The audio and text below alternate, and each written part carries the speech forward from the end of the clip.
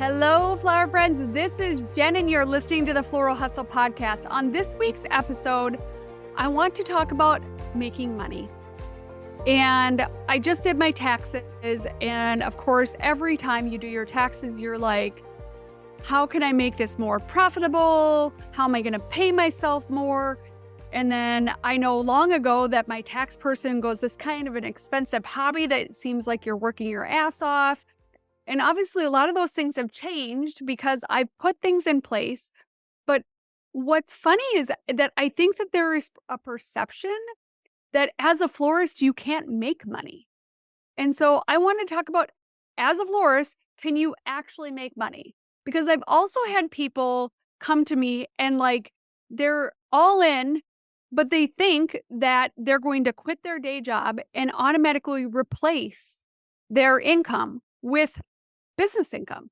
They're going to just be able to pay themselves the $85,000 salary they just had, or the $100,000 salary, or whatever their salary was.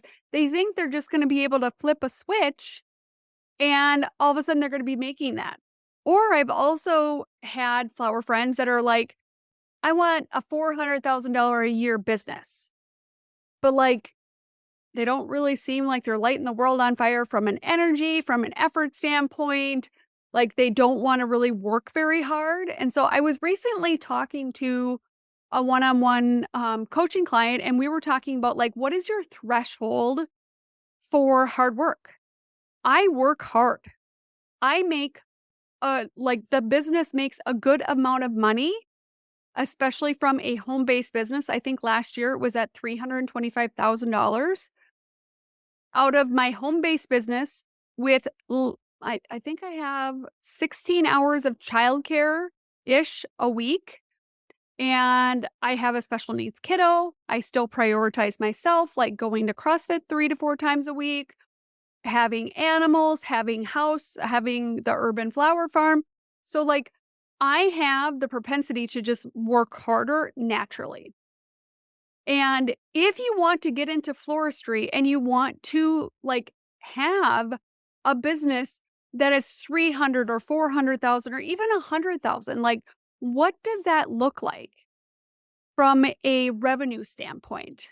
So I want to start out with paying yourself, because most of the time people are running their business, they're paying all their expenses, they're pricing things out, and then they siphon off a little bit to pay themselves. Or I've had coaching clients that actually don't freaking pay themselves out of their business. And I want that to stop for you right now, because you work hard. You deserve to be able to pay yourself a reasonable salary that is compensating you for all this hard work.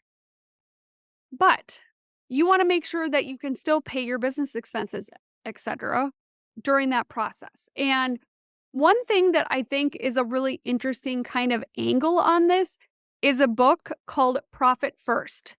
And Profit First is written by Mike Michalowicz. And the premise of it is that your business will eat all of your revenue unless you start divvying it up from the start.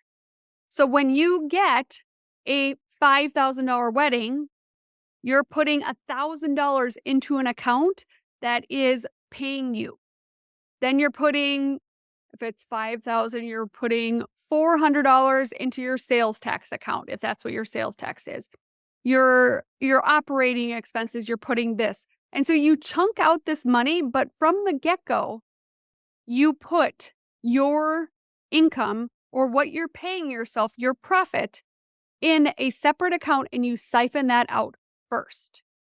Because and I've seen this happen, when you operate your business by, just rolling with it and not have a strategy, we'll just see what's left to be able to pay you. What often happens is you get money in your account, and especially if you're not great overall with managing money, period, you're spending it. You're buying that new shiny, beautiful compote vase at the wholesaler. You're buying some flowers for a styled shoot. You're buying a course online. You're going and buying a bunch of flowers for a, different project that you're donating. I mean, on and on. If you have the money there, naturally, most people will spend it. And if you had the thought process of, I need to pay myself first, and then made decisions off of what was available, but you've already siphoned off what you're going to pay yourself, like that overall is going to be a completely different way that your business operates, for one, what things you spend money on, because you will just have less because you're guaranteeing that you're paying yourself. But let's just say that you decide that you want to pay yourself $70,000, or let's just say 100. I've talked about this in other episodes. You need to understand what your operating expenses for your business is. You need to understand what your profit margin is from buying product in a labor perspective. And once you have those in place, and let's just say with your operating expenses and everything, with doing 3 times markup and adding 25% labor and then charging for your other fees, for setup and delivery and tear down or whatever, you're operating at a 50% profit margin. Well, that means that your business's gross sales have to be double. So if you want to pay yourself 100, you need to make 200. And you might be thinking like, that's crazy. Like, how am I going to get to 200? And I usually get either like, oh yeah, I want my business to be like $300,000. And I'm like, I had to work hard for that. Like, and I built a business for a while. Until you let it really sink in, like, do I think it's possible? And then on top of it, maybe you're only attracting a $3,000 wedding. So when you back into it, okay, my average wedding right now, let's just say, is 5,500 or 5,000. So that means that you are going to have to do a lot of weddings. So what are some of the variables? I'm just going to like divide that just so I can do the math and not in my head. That means like 40 weddings at $5,000 each. But how can you up that number without like completely burning yourself out? What if you got your average up to 7,000? Then you're down to like maybe 36 weddings, 35 weddings. What if you upped your labor percentage and so that your profit margin increased? There's different ways to get yourself to that number. And sometimes you might be even able to play with the number so much that you're working the same amount and making more profit. And so you need to prioritize, like, do I really want to be, higher end? Is, my average of 5,000, how does that feel? Are these the kind of weddings that I want to be doing? Is this the kind of work that I want to be doing? Let's say you do daily deliveries, where I often run into somebody wanting to make a lot of money and they are not in the path of getting there anytime soon because they're doing a ton of daily deliveries, a ton of smaller end items, and then they want big revenue results. You're going to have to find big revenue opportunities, and that's often events, weddings, weekly flowers. So there are a bunch of different ways to slice it so that you are starting to get, some higher revenue producing activities.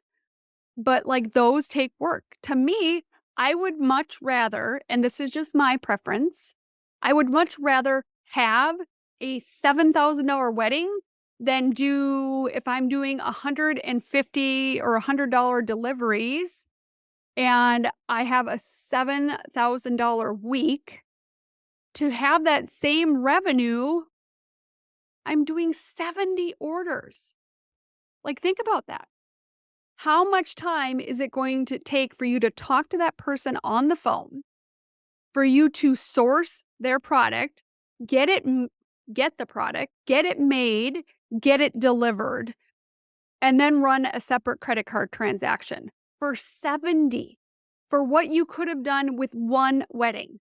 So I'm all about optimizing my time And if I did 70 orders in a week, I would probably be like a strung out crack addict because that would just be my brain is constantly just going and like chasing this, answering the phone, running and seeing if I can get some blue delphinium because, of course, this person wants it and I don't have it, and on and on. So I want to spend my time where it is most impactful.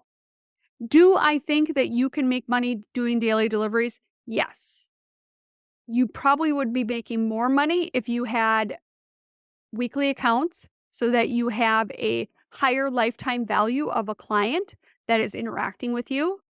And then you are building in consistency so you can get that with your weekly delivery and you're not having to special order crap and have it delivered, because that's when it takes more time, takes more energy, takes more money because you're potentially paying for a delivery fee again. So I want you to really optimize what you're spending time on. That's going to help you up your revenue. That's going to give you the ability to be able to pay yourself more because florists can make money.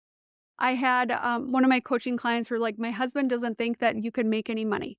You absolutely can. And I offered to talk to him and go over. There are people at my wholesaler driving BMWs, Mercedes, they're driving nice cars, they have nice houses. These are people who have figured out how to optimize their time and optimize their revenue.